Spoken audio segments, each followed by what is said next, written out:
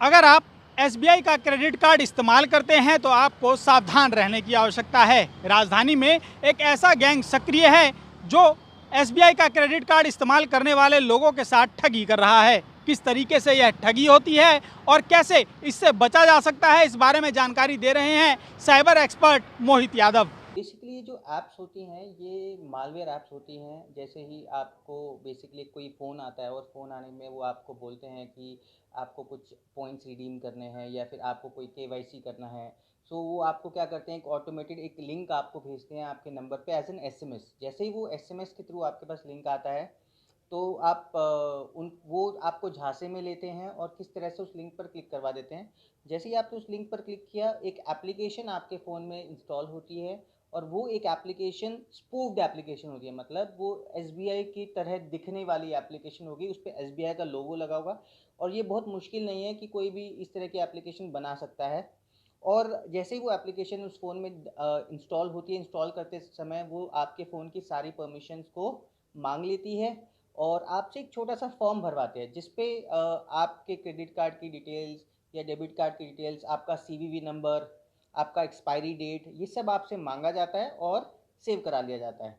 Basically आपको दिखाया कुछ और जाता है और पीछे वो एप्लीकेशन साइलेंटली कुछ और करती है। मतलब वो उस एप्लीकेशंस के अंदर कई बार ऐसा भी देखा गया कि वो एसएमएसेस को ऑटोमेटिकली फॉरवर्ड कर देती है किसी दूसरे नंबर पे जो क्रिमिनल होता है उसके पास फॉरवर्ड कर देती है, जिससे कि आपके ओटीपीज़ जो होते हैं वो उनके पास चले जाते हैं और वो उन ओटीपी को यूज़ कर कर आपके साथ फ्रॉड कर देती हैं।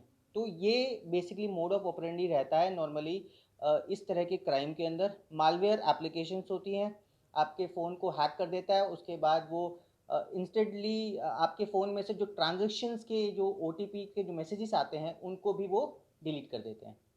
इस तरह के फ्रॉड से बचने के लिए लोगों को क्या करना चाहिए, क्या क्या सावधानियां बरतनी चाहिए? बेसिकली जो ये जो फ्रॉड्स होते हैं ये ऑनलाइन फ्रॉड्स की कैटेगरी में साइबर क्राइम में आता है और अगर आपको इस तरह के फ्रॉड से बचना है तो आपको जो भी एप्लीकेशंस आप अपने फ़ोन में इंस्टॉल करते हैं, पहली चीज़ आप ये ध्यान देखें कि वो एप्लीकेशन ऑथेंटिक एप्लीकेशन है या नहीं है और कभी भी एप्लीकेशन को किसी लिंक से ना डाउनलोड कर कर गूगल प्ले स्टोर से आप डाउनलोड करें और देखें वहाँ पर कि क्या उसकी रेटिंग है, कितने लोगों ने उसको इंस्टॉल किया है, क्या वो ऑथराइज्ड बैंक की है या नहीं है। ऐसा तो नहीं कि वो किसी प्राइवेट पर्सन ने या किसी कंपनी ने बनाई हुई एप्लीकेशन है।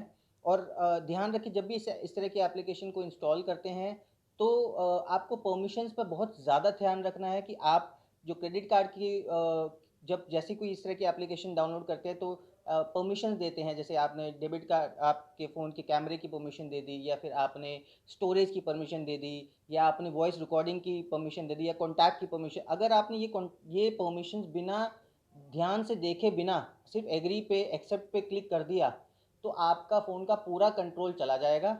तो आपको जो परमिशंस देनी है बहुत ही ध्यान से देनी है। आप अपने फ़ोन के अंदर एक अच्छा एंटीवायरस आपको रखना पड़ेगा जिससे कि वो किसी भी तरह का सस्पिशियस मालवेयर अगर आपके फ़ोन में है तो वो उसको फाइंड आउट करेगा और डिटेक्ट करेगा और उसको आपके फ़ोन से डिलीट कर देगा।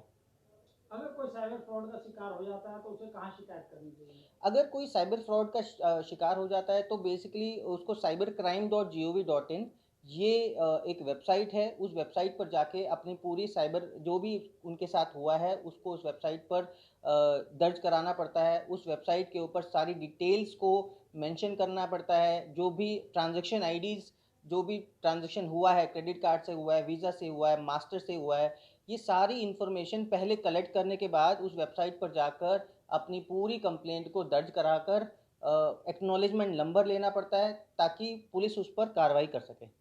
ये सुना आपने साइबर एक्सपर्ट मोहित यादव को, जिन्होंने बताया कि किस तरीके से यह गैंग लोगों को अपना शिकार बना रहा है। उन्होंने बताया कि इस तरह के गैंग से बचने के लिए लोगों को सबसे खास सावधानी बरतने की आवश्यकता है। उन्हें इस बात का ध्यान रखना चाहिए कि उनके मोबाइल पर अगर किसी भी प्रकार का लिंक आए तो उसे क्लिक ना करें। इसे क्लिक करने से वे अपने मोबाइल की सभी परमिशन उन्हें दे सकते हैं, जिससे वह ठगी का शिकार होते हैं। उन्होंने बताया कि बैंक से संबंधित किसी भी काम के लिए लोगों को खुद बैंक जाना चाहिए और इस तरह की कॉल पर विश्वास नहीं करना चाहिए। ऐसा करने से उनके बैंक खाते भी सुरक्षित रहेंगे और वह ठगी का शिकार नहीं होंगे। अमित झा, ईटीवी।